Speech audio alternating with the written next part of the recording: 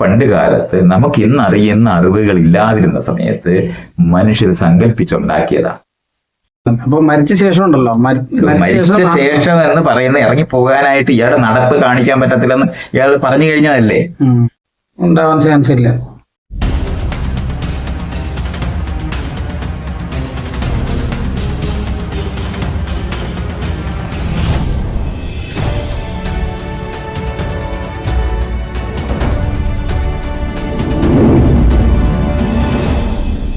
ചോദ്യം ചോദിക്കുന്ന വേറെ വിഷയമൊന്നുമല്ല. നമ്മളെല്ലാ സംഭവങ്ങളും നമുക്ക് മനസ്സിലാവുന്നുണ്ട്. സയൻസ് പരമായിട്ട് ഏത് ഹോസ്പിറ്റലിൽ പോയാലും ഇതിന്റെ സംഭവമാണ്, ഇന്ന സംഭവമാണ് പ്രശ്നം എന്ന് അവർ പറയും ബ്ലഡ് ടെസ്റ്റ് ചെയ്യുമ്പോൾ. പക്ഷേ ഈ ആത്മാവ് മനുഷ്യൻ പറയുന്നത് ഇത് മനസ്സിലാക്കാൻ ഇയാൾ ശ്രമിക്കും, അപ്പോഴിയാൾക്ക് അത് മനസ്സിലാവും. കേരളം എങ്ങനെയാണ് മനുഷ്യർ സങ്കല്പിച്ചുണ്ടാക്കിയതുപോലെയാണ്. കേരളം ഉണ്ട് എന്ന്, തമിഴ്നാടുണ്ട് എന്ന്, കർണാടക ഉണ്ട് എന്ന് നമ്മൾ സങ്കല്പിച്ചിട്ടുണ്ടാകുന്നതാണ്. ലോകത്ത് മറ്റ് മനുഷ്യർക്കല്ലാതെ മറ്റേതെങ്കിലും ജീവികൾക്ക് കേരളം ഉണ്ടോ? ഉണ്ടാവാൻ ചാൻസ് ഇല്ല. അത്രേ ഉള്ളൂ. ഇത്രയാണെന്ന് മനസ്സിലാക്കട്ടെ. തമിഴ്നാട്ടിൽ നിന്ന് ഒരു കടുവായ്ക്ക് കേരളത്തിൽ കടന്നു എന്ന് അറിയാനൊക്കത്തില്ല. എന്നാൽ അതിന് ആ അതിരുബോധമില്ല. അവിടെ ഒരു അതിരുണ്ടെന്ന്. പശ്ചിമഘട്ടത്തിന്റെ ഇവിടെ വരെ ഇതിപ്പോ ഞാൻ തമിഴ്നാട്ടിൽ നിന്ന് കേരളത്തിലേക്ക് കടന്നു വന്നു, ഒരു കടുവായും അറിയത്തില്ല, ഒരു ആനയും അറിയില്ല, ഒരു ഈച്ചയും പൂച്ചയും അറിയില്ല. മനുഷ്യരുടെ സങ്കല്പത്തിൽ മാത്രമുള്ള രാജ്യങ്ങളാണ് ഈ തമിഴ്നാടും കേരളവും കർണാടകവും ഒക്കെ, ഇന്ത്യയൊക്കെ. ഇതെല്ലാം മനുഷ്യ സങ്കല്പത്തിലുള്ളതാണ്. മനുഷ്യരെ സങ്കല്പിച്ചുണ്ടാക്കിയ ഒരു സങ്കല്പ ലോകമുണ്ട്. ആ സങ്കല്പ ലോകത്താണ് നമ്മുടെ ശരീരത്തിനകത്ത് ഇരിക്കുന്ന ഒരു ചൈതന്യമുണ്ട്. ആ ചൈതന്യം ജനിക്കുമ്പോൾ വരികയും മരിക്കുമ്പോൾ ഇറങ്ങിപ്പോവുകയും ചെയ്യുന്നു എന്ന് സങ്കല്പിച്ചതാണ്. അതവിടെ ഉള്ളതല്ല. മറ്റൊരാൾക്കും അറിഞ്ഞുകൂടാ, മറ്റൊരു ജീവിക്കും അറിഞ്ഞുകൂടാത്ത ഒരു സംഭവം മനുഷ്യരുടെ മാത്രം സങ്കല്പത്തിലുള്ളതാണ്. അപ്പൊ മരിക്കുമ്പോൾ നമ്മുടെ ഒരു സമയത്ത് നമ്മളിങ്ങനെ മരിച്ചു എന്ന് പറഞ്ഞാൽ സിനിമയ്ക്കകത്ത് നമ്മളിങ്ങനെ കാണും മരിച്ചതായിട്ട്. പക്ഷെ നമ്മുടെ കണ്ണെടുത്ത് വേറൊരാൾക്ക് വെച്ചാൽ അത് ജീവിക്കും, നമ്മുടെ ഹൃദയം എടുത്ത് വേറൊരാൾക്ക് വെച്ചാൽ അത് ജീവിക്കും, നമ്മുടെ കിഡ്നി എടുത്ത് വെച്ചാൽ അത് ജീവിക്കും. അപ്പൊ നമ്മൾക്ക് നമ്മുടെ ശരീരത്തിനകത്തെ 90% വസ്തുക്കളും മറ്റൊരാൾക്ക് പങ്കുവയ്ക്കാവുന്ന വസ്തുക്കൾ മാത്രമാണ്, അവയവങ്ങൾ മാത്രമാണ്. അല്ലാതെ അതിനകത്ത് ഈ പറയുന്ന ജീവൻ ഒളിച്ചിരിപ്പില്ല. ജീവനെ പറ്റി മനുഷ്യരുടെ സങ്കല്പം എന്താണ്? നമ്മൾ ഈ ചിന്തിക്കുകയും വിചാരിക്കുകയും ഒക്കെ ചെയ്യുന്ന നമ്മുടെ ബൗദ്ധികമായ ബുദ്ധിപരമായിട്ടുള്ള പ്രവർത്തനത്തിനെയാണ്, ബുദ്ധിയുടെ പ്രവർത്തനത്തിനെയാണ് നമ്മൾ മനസ്സെന്ന് വിളിക്കുന്നത്. ആ മനസ്സെന്ന് വിളിക്കുന്നത് പോലെ തന്നെയാണ് അതിന്റെ പുറകിൽ ഇതെല്ലാം അറിഞ്ഞുകൊണ്ടിരിക്കുന്ന ഒരു അറിവുണ്ടെന്ന് വിചാരിക്കുന്നതിനെയാണ് ആത്മാവെന്ന് വിളിച്ചിട്ടുള്ളത്.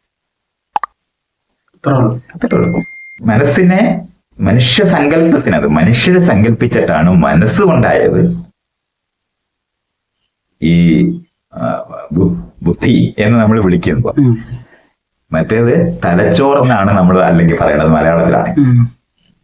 തലച്ചോറിന്റെ പ്രവർത്തനങ്ങൾ വിളിക്കുന്ന പലതരത്തിലുള്ള, എന്നാൽ നമ്മൾ സംശയത്തോടെ നോക്കുന്ന തലച്ചോറിന്റെ പ്രവർത്തനത്തിനെയാണ് അടിസ്ഥാനത്തില സംശയങ്ങളായിട്ട് ചോദ്യങ്ങൾ ചോദിക്കും, സംശയിക്കുന്ന വശത്തിനെയാണ് മനസ്സെന്ന് വിളിക്കുന്നത്. മനസ്സെന്ന് വിളിക്കുന്ന സമയത്ത് തന്നെ ഓർമ്മകളെ പറ്റി നമ്മൾ പറയുകയാണെങ്കിൽ ആ ഓർമ്മകളെ എല്ലാം കൂടെ പണ്ട് കാലത്ത് ചിത്തമായിരുന്നു വിളിക്കുന്നത്. അതിന്റെ പുറകിലെ ഈ ഓർമ്മകളെ അല്ലെങ്കിൽ അനുഭവങ്ങളെ നല്ലതാണോ ചീത്തയാണോ എന്ന് വ്യത്യസ്തപ്പെടുത്തി മനസ്സിലാക്കാൻ ശ്രമിക്കുന്നതിനെ ബുദ്ധി എന്ന് പറയും. ഇത് അനുഭവിക്കുന്ന ആള് ഇത് എനിക്കിഷ്ടമായി എന്ന് പറയുന്ന വശത്തിന് അവര് ആത്മാവെന്ന് വിളിക്കും, അല്ലെങ്കിൽ അഹം എന്ന് വിളിക്കും.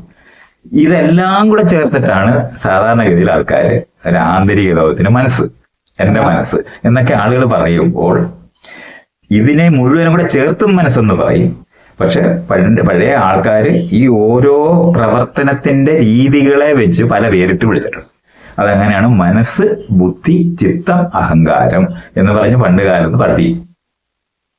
ഇതിന്റെ എല്ലാം കണ്ടുകൊണ്ട് അനുഭവിച്ചുകൊണ്ട് ഒരു ആള് നോക്കിയിരിക്കുന്നതായിട്ട് വെച്ചിട്ട് അതിനെ ആത്മാവെന്ന് വിളിക്കും. ഈ ആത്മാവെന്ന് പറയുന്നത് ശരീരത്തിനകത്തിരിക്കുന്നതായിട്ട് സങ്കല്പിച്ചിട്ട് ഈ ലോകം എന്ന് പറയുന്നതിനകത്ത് ഇതുപോലൊരു ആത്മാവ് ഇരിപ്പുണ്ടെന്നും അത് പരമാത്മാവാണെന്ന് വിളിക്കുമ്പോഴാണ് ദൈവം എന്ന് സങ്കല്പിക്കുന്നത്. അപ്പൊ നമ്മളെന്ന് പറയുന്ന ശരീരത്തിനകത്ത് ഒളിച്ചിരിക്കുന്ന ഒരു ചൈതന്യം ഉണ്ടെന്നും ആ ചൈതന്യം ഈ കാണുന്ന പ്രപഞ്ചത്തിനകത്ത് ഇതുപോലെ ഒളിച്ചിരിക്കുന്ന ഒരു ചൈതന്യം ഉണ്ടെന്നും അതും തമ്മിൽ ചേരുന്നതിനെയാണ് മോക്ഷം എന്നൊക്കെ പറഞ്ഞ് പണ്ട് കാലത്ത് ആൾക്കാർ പഠിപ്പിക്കുന്ന മുഴുവൻ ഇതുപോലുള്ള കാര്യങ്ങൾ പറഞ്ഞിട്ടാണ്. ഇതെല്ലാം ലോകത്തിനെ പറ്റി പണ്ട് കാലത്ത് നമുക്ക് ഇന്ന് അറിയുന്ന അറിവുകൾ ഇല്ലാതിരുന്ന സമയത്ത് മനുഷ്യർ സങ്കല്പിച്ചുണ്ടാക്കിയതാണ്. മനുഷ്യ സങ്കല്പത്തിൽ മാത്രം എങ്ങനെയാണോ കേരളവും കൊച്ചിയും തിരുവിതാംകൂറും തിരുവനന്തപുരവും ഒക്കെ ഉള്ളതുപോലെ മനുഷ്യർക്ക് മാത്രമുള്ള അവരുടെ ഭാഷയ്ക്കകത്ത് പരസ്പരം സംവദിക്കാനായിട്ട് വേണ്ടി നമ്മൾ സങ്കല്പിച്ചുണ്ടാക്കിയ അതിരുകളെ പറ്റി എങ്ങനെയാണ് കൊച്ചി തീർന്നു എന്നുള്ളത് ഗുഡ് ബൈ കം ബാക്ക് എന്ന് എഴുതി വെച്ച് നമ്മൾ ഉണ്ടാക്കിയ ഒരു അതിരുബോധത്തിനകത്തല്ലാതെ ലോകത്തുള്ളതല്ല. ഇതേപോലെ തന്നെ നമ്മുടെ ആന്തരികമായ പ്രവർത്തനങ്ങൾ, ആന്തരികമായ തലച്ചോറിന്റെ പ്രവർത്തനങ്ങളെ അതിന്റെ പ്രവർത്തനത്തിനെ പലതരത്തിൽ തരംതിരിച്ചിട്ട് പല പേരിട്ടതിനകത്തുള്ളതാണ് മനസ്സ്, ബുദ്ധി, ചിത്തം, അഹങ്കാരം എന്ന് പഴയ കാലത്ത് തരംതിരിച്ചതിനെ ആകെയാണ് ചേർത്തിട്ട് നമ്മൾ ജീവനെന്നും മനസ്സെന്നും ആത്മാവെന്നും ഒക്കെ പല പേരിട്ട് വീണ്ടും വിളിക്കും. അത്രേ ഉള്ളൂ. ഇതൊന്നും ഇതിനകത്തുനിന്ന് ഇറങ്ങി പോകാനോ വരാനോ കഴിയില്ല. നമ്മുടെ ശരീരത്തിന്റെ പ്രവർത്തനം, ആന്തരികമായ പ്രവർത്തനത്തിനെയാണ് ആ പറയുന്നത്. ഇപ്പൊ ഞാൻ ഇയാൾ നടക്കുന്നു എന്ന് ഞാൻ പറഞ്ഞു, ഇയാൾ നടന്ന് ഇവിടോട്ട് വരുന്നു. ഇയാളെ നടപ്പൊന്ന് കാണിക്കാവോ എന്ന് ഞാൻ ചോദിച്ചാൽ കാണിക്കാൻ പറ്റുമോ? ഇയാൾക്ക് നടന്ന് കാണിക്കാനേ പറ്റത്തുള്ളൂ. അല്ല, നടപ്പ് ഇയാളുടെ ശരീരത്തിൽ നിന്ന് മാറ്റി കാണിക്കാൻ പറ്റുമോ? കാരണം ശരീരത്തിന്റെ പ്രവർത്തനത്തിനെയാണ് നടപ്പെന്ന് പറഞ്ഞത്. ഇതുപോലെ ശരീരത്തിന്റെ ആന്തരികമായ പ്രവർത്തനത്തിനെയാണ് നമ്മൾ ആത്മാവെന്ന് വിളിക്കുന്നത്. അല്ലാതെ അത് ശരീരത്തിൽ നിന്ന് മാറ്റി വെക്കാൻ ഒക്കുന്ന ഒന്നും, അല്ലാതെ ഇന്ന് ഇറങ്ങിപ്പോകാനും ഒക്കത്തില്ല, വരാനും പറ്റില്ല. ഒരു പ്രവർത്തനം നടക്കുന്നു, പലതരത്തിൽ പ്രവർത്തനങ്ങൾ നടക്കും, പല കാര്യങ്ങൾ. ഇപ്പൊ കാറ്റടിച്ച് ചെടി ഇളകും, ഇല അനങ്ങും. ഈ ഇളകുന്നത് പോലല്ലെന്നും അതിനകത്ത് ഒരു ഉദ്ദേശത്തോടെ നടത്തുന്ന പ്രവർത്തനത്തിനെയാണ് നമ്മൾ ജീവനെന്ന് വിളിക്കുന്നത്. പക്ഷെ നമ്മൾ ജീവനോടുള്ളപ്പോ പിന്നെ ആത്മാവെന്ന് പറയില്ല. ജീവനോടൊപ്പം ഉള്ളപ്പോ ആത്മാവെന്ന് ഇത് രണ്ട് വാക്കാണ്, രണ്ടും ഒരു കാര്യമാണ്. അതല്ല, മൈത്രൻ ഞാൻ ചോദിക്കുന്നത് ഇതാണ്. അപ്പൊ മരിച്ച ശേഷം ഉണ്ടല്ലോ, മരിച്ച ശേഷം എന്ന് പറയുന്നത് ഇറങ്ങി പോകാനായിട്ട് ഇയാളെ നടപ്പ് കാണിക്കാൻ പറ്റത്തില്ലെന്ന് ഇയാൾ പറഞ്ഞു കഴിഞ്ഞതല്ലേ. അതുകൊണ്ടാണ് അത് പറഞ്ഞു തീർന്നു കഴിഞ്ഞാൽ പിന്നെ ആ ചോദ്യം ചോദിക്കരുത്. വീണ്ടും വീണ്ടും അതിനെ ചോദിക്കാന്ന് പറഞ്ഞാൽ ഇയാൾ ഞാൻ പറയുമ്പോൾ ശ്രദ്ധിച്ചില്ല എന്ന് മാത്രമേ അർത്ഥം വരുള്ളൂ.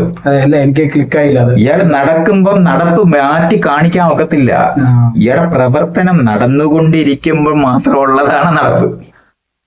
ഇയാളെ കാലെ കാണിച്ചിട്ട് നടപ്പ് കാണിക്കാൻ ഒക്കത്തില്ല. ഇതുപോലെ ശരീരത്തെ തലച്ചോറിൽ എടുത്തിട്ട് നോക്കിയിട്ട് അതിനകത്ത് ഒരു ചൈതന്യം ഉണ്ടെന്നോ, അല്ലെങ്കിൽ തലച്ചോറിനകത്ത് ആത്മാവുണ്ടെന്നോ, തലച്ചോറിനകത്ത് ആത്മാവുണ്ടെന്നോ മനസ്സുണ്ടെന്നോ ഒന്നും നമുക്ക് പറയാൻ പറ്റത്തില്ല.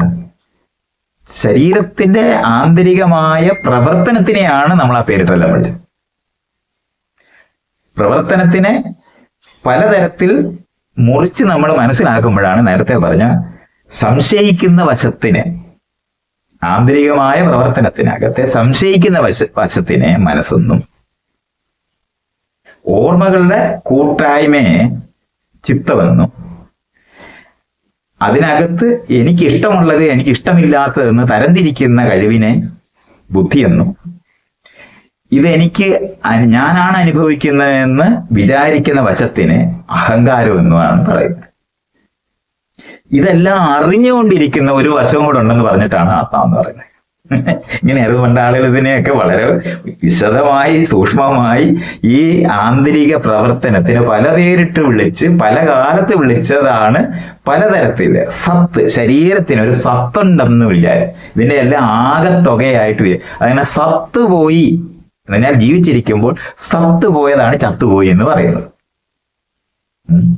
ഇതൊക്കെ ഇങ്ങനെ പല കാലത്ത് പല നാട്ടിലെ പല തരത്തിലുള്ള മനുഷ്യർ പലയിടത്ത് വെച്ചിട്ട് ഈ വിഷയങ്ങളെ പറ്റി പേരിട്ട് വിളിച്ചാണ് ഇംഗ്ലീഷുകാർ സോളെന്നും മറ്റുള്ളവര് ആത്മാവെന്നും ജീവനെന്നും ചൈതന്യമെന്നും ഈ പല പേരിട്ട് ഇതേ ഈ ആന്തരികമായ പ്രവർത്തനങ്ങളെ ആണ് നമ്മൾ ഇങ്ങനെല്ലാം പേരിട്ടു.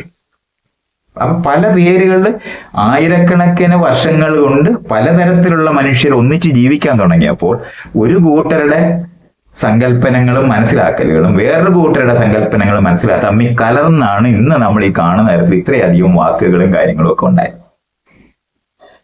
ഇങ്ങനെ അത് മനസ്സിലാക്കണം. അപ്പൊ ഇയാള് ഒരേ സമയത്ത് നമ്മൾ ഗുഡ് ബൈ എന്ന് ഇംഗ്ലീഷിൽ പറയുമ്പോൾ ഞാൻ പോയിട്ട് വരട്ടെ എന്ന് മാത്രമായിരിക്കും മലയാളത്തിൽ നമ്മൾ പറയുന്നത്. അപ്പൊ ആ വാക്ക് കൊണ്ട് ഞാൻ പോയിട്ട് വരട്ടെ, ഞാൻ പോയാ അങ്ങ് പോവല്ല, ഇനി ഞാൻ വരും, നമ്മൾ ഇനിയും തുടരും എന്ന് പറയുന്നതിനാണ് പോയിട്ട് വരട്ടെ എന്ന് പറയുന്നത്. പോയി വരാം. പോകാനായിട്ട് പിന്നെ വരണോ എന്ന് നമ്മൾ ചോദിച്ചു കഴിഞ്ഞാൽ കുഴപ്പമാണ്. പക്ഷെ ഉദ്ദേശം ഇതാണ്, ഇത് ഞാൻ അവസാനത്തെ പോക്കല്ല, ഇനിയും നിങ്ങളുമായി ബന്ധം നിലനിർത്തുന്നതാണ്. അത് കാരണം കൊണ്ട് ഞാൻ പോയിട്ട് വരട്ടെ എന്ന് പറയുന്നത് അങ്ങനെ അർത്ഥത്തില്ല. അപ്പൊ ഇതുപോലുള്ള പ്രയോഗങ്ങളിലെ എല്ലാം കൂടെ ചേർന്ന് പലതരത്തിലുള്ള മനുഷ്യരുടെ ചേർച്ചകളെല്ലാം കൂടെ ചേർന്നാണ് ഇന്ന് നമ്മുടെ ഭാഷ എന്ന് പറയുന്നതിനകത്ത് ഇത്രയധികം സങ്കല്പന കൺസെപ്റ്റുകൾ എന്ന് പറയുന്നത് ഉണ്ട്. അതുകൊണ്ടാണ് പലപ്പോഴും ഈ കാര്യങ്ങൾ വിശദീകരിക്കുമ്പോൾ മനസ്സിലാക്കാൻ കഴിയാതെ പോകുന്നത്. പല കാലത്ത് പലതരത്തിലുള്ള മനുഷ്യര് അങ്ങോട്ടും ഇങ്ങോട്ടും ഈ ആന്തരികമായ ഞാൻ അകത്ത് നടക്കുന്ന പ്രവർത്തനങ്ങളെ അന്ന് നോക്കിക്കാണാനായിട്ട് ഒരു കാലത്ത് നമുക്ക് കഴിയില്ല. ഇന്ന് നമുക്ക് പലതരത്തിലുള്ള മെഷീൻ, ഇപ്പൊ നമുക്ക് MRI സ്കാനൊക്കെ വെച്ചിട്ട് നമ്മുടെ ബ്രെയിനിന്റെ പ്രവർത്തനങ്ങളെയൊക്കെ കാണാൻ പറ്റും. പണ്ട് അതൊന്നും പറ്റില്ല. അപ്പൊ ഈ അഭ്യൂഹങ്ങൾ വെച്ചിട്ട് മാത്രമേ നമുക്ക് ചിന്തിക്കാൻ പറ്റൂ. അപ്പൊ അഭ്യൂഹങ്ങൾ, ഓരോ സംസ്കാരവും ഓരോ ഗോത്രവും അവരുടേതായ അഭ്യൂഹങ്ങൾ ഉണ്ടാക്കിയിട്ടുണ്ട്. അങ്ങനെ ഉണ്ടാക്കിയത് കൊണ്ടാണ് ഇത്രയധികം ദൈവങ്ങളും ലോകത്തുണ്ടായത്, ഇത്രയധികം ആത്മാവിനെ പറ്റിയുള്ള സങ്കല്പങ്ങൾ ഉണ്ടായത്, ഇത്രയധികം പ്രേതഭൂതങ്ങളും എല്ലാം ഉണ്ടായത്. കാരണം നമ്മുടെ ശരീരത്തു നിന്ന് ഒരു ചൈതന്യം ഇറങ്ങി സ്വതന്ത്രമായി മാറി നിൽക്കും എന്ന് വിചാരിക്കുന്നത് കൊണ്ടാണ് അങ്ങനെ ഉണ്ടായത്. ഇങ്ങനൊരു സംഭവം എങ്ങനെയാണോ കേരളം മറ്റു ജീവികൾക്കൊന്നും ഇല്ലാത്തതുപോലെ, എന്നാൽ നമുക്ക് കേരളത്തിൽ നിന്ന് തമിഴ്നാട്ടിൽ പോകാനും തമിഴ്നാട്ടിൽ നിന്ന് കർണാടകത്തിൽ പോകാനും ഒക്കെ നമുക്ക് കഴിയും. ടിക്കറ്റ് എടുത്ത് നമുക്ക് ബസ്സിൽ കയറി പോകാനും പറ്റും, ട്രെയിനിൽ കയറി പോകാൻ പറ്റും, പ്ലെയിനിൽ കയറി പോകാൻ പറ്റും. മനുഷ്യ സങ്കല്പത്തിലേ അപ്പോഴും അതുള്ളൂ. ഇതുപോലെ നമ്മുടെ പരസ്പരമുള്ള വ്യവഹാരം, അങ്ങോട്ടും ഇങ്ങോട്ടുള്ള ഇടപെടലിനകത്ത് മാത്രം എങ്ങനെയാണ് ഭാഷ നിൽക്കുന്നത്. ഇപ്പൊ ഞാൻ ഇരുന്ന് സംസാരിക്കുമ്പോൾ സത്യത്തിൽ ഞാൻ ആകെ കുറച്ച് ശബ്ദമേ ഉണ്ടാക്കുന്നുള്ളൂ. ഈ ശബ്ദത്തിന് അർത്ഥം ഉണ്ടാകുന്നത് നമ്മൾ രണ്ടുപേരും ആ ഭാഷ കുട്ടിക്കാലം തൊട്ട് പഠിക്കുന്നത് കൊണ്ടാണ് അർത്ഥം ഉണ്ടാകുന്നത്. ഇപ്പൊ പഞ്ചാബിലുള്ള ഒരാൾ ഇവിടെ വന്നിരിക്കുകയാണെങ്കിൽ ഞാൻ ഈ പറയുന്നത് കുറെ ശബ്ദമേ അയാൾ കേൾക്കും, ഒരർത്ഥം അയാൾ അറിയില്ല. കാരണം യഥാർത്ഥ ശബ്ദമേ ഉണ്ടാക്കുന്നുള്ളൂ. ശബ്ദത്തിനകത്ത് അർത്ഥം അറിയണമെന്നുണ്ടെങ്കിൽ ആവർത്തിച്ചുറപ്പിക്കണം. കുട്ടിക്കാലത്ത് തൊട്ട് കാക്ക, മാങ്ങ, ചക്ക എന്ന് പഠിപ്പിക്കുന്നത് വഴിയാണ് ഭാഷയിൽ അർത്ഥം ഉണ്ടാകുന്നത്. അപ്പൊ ശബ്ദത്തിന് അർത്ഥമുണ്ടായി മാറുമ്പോഴാണ് ഭാഷ. ഇത് ഉള്ളതാണോ എന്ന് ചോദിച്ചാൽ മനുഷ്യർ തമ്മിലുള്ള ഇടപെടലിൽ അതുണ്ട്. നമ്മുടെ ഇടപെടലിൽ കേരളമുണ്ട്, നമ്മുടെ ഇടപെടലിൽ ആന്ധ്രയുണ്ട്, നമ്മുടെ ഇടപെടലിൽ കർണാടകമുണ്ട്. മനുഷ്യരുടെ ഇടപെടലിലേ ഉള്ളൂ. മറ്റു ലോകത്ത് അതേസമയത്ത് ഒരു മാങ്ങ പട്ടിക്കും അറിയാം, പൂച്ചയ്ക്കും അറിയാം, ഈച്ചയ്ക്കും അറിയാം, മനുഷ്യർക്കും അറിയാം. അത് യഥാർത്ഥത്തിലുള്ളതാണ്. അതിന്റെ മുകളിലിരിക്കും. പക്ഷെ കേരളത്തിൽ ഇരിക്കാനൊക്കത്തില്ല. ഒരു ഈച്ചയ്ക്ക് ടിക്കറ്റ് എടുത്ത് പോകാൻ പറ്റത്തില്ല. അങ്ങനെ ഇല്ല. അത് മനുഷ്യ സങ്കല്പത്തിൽ മാത്രമേ മനുഷ്യന് മാത്രമാണ് ഇത്. അപ്പൊ മനുഷ്യര് സങ്കല്പിച്ചുണ്ടാക്കിയ വലിയൊരു ലോകം കഴിഞ്ഞ നമ്മുടെ ഒരു അറിവിൽ 10-50,000 വർഷമായിട്ട് മനുഷ്യര് പലതരത്തില് ലോകത്തിനെ പറ്റിയുള്ള അറിയാതിരുന്ന കാലത്ത് അഭ്യൂഹങ്ങൾ കൊണ്ട് ഉണ്ടാക്കിയതാണ് ഭാഷ. ആ ഭാഷയ്ക്കകത്ത് സങ്കല്പനങ്ങൾ, കോൺസെപ്റ്റുകൾ ഉപയോഗിച്ചിട്ട് പലതരത്തിൽ സങ്കല്പിച്ചു. ഇമാജിൻ ചെയ്യുക ഇംഗ്ലീഷിൽ പറയുന്നത്. ഇമാജിനേഷനും കോൺസെപ്റ്റും, സങ്കല്പവും സങ്കല്പനവും രണ്ടും മനസ്സിലാക്കണം. അപ്പോൾ അങ്ങനെ പലതരത്തിൽ സങ്കല്പിച്ചും ആ സങ്കല്പിച്ച കാര്യങ്ങൾക്ക് ഒരു പേരിട്ട് ഒരു സങ്കല്പനം ഉണ്ടാക്കിയെടുത്താണ് നമ്മൾ പരസ്പരം അങ്ങോട്ടും ഇങ്ങോട്ടും മിണ്ടുന്നത്. അതുവഴിയാണ് നമുക്ക് ശരീരത്തിനകത്ത് ഒരു ജീവൻ ഇരിപ്പുണ്ട് എന്ന് സങ്കല്പിച്ചത് വഴി അതിനെ ഒരു സങ്കല്പനം കൊണ്ട് അർത്ഥമുണ്ടാക്കിയിട്ടാണ് മരിക്കുമ്പോൾ ജീവൻ